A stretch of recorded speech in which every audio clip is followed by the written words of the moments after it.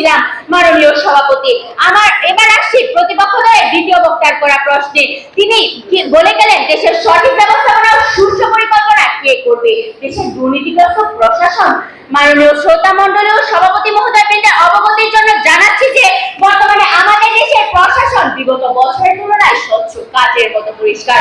সুতরাং আজকে পরিকল্পনা বাস্তবায়ন করবে আমাদের দেশের স্বচ্ছ জবাবদিহি সরকারের পরিকল্পনা বিভাগ।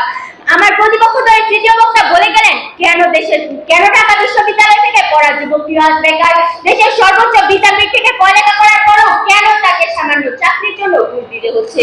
হ্যাঁ মাননীয় সভাপতি, আমি বলছি দেশের দারিদ্র্যের কারণে দেশে অর্থনীতি পর্যাপ্ত পরিমাণে নতুন কর্মসংস্থান সৃষ্টি করতে পারছে না, যা উচ্চ শিক্ষিতদের জন্য বেকারত্ব বাড়িয়ে তুলছে। মাননীয় সভাপতি, আমার প্রতিপক্ষ এটা মানতেই চাচ্ছে না দুর্নীতি দমন নয়, শুধুমাত্র সম্পদের সঠিক ব্যবহারের মাধ্যমে দেশের দায়িত্ব দূরীকরণ সম্ভব। ধন্যবাদ মাননীয় সভাপতি, ধন্যবাদ উপস্থিত সকলকে।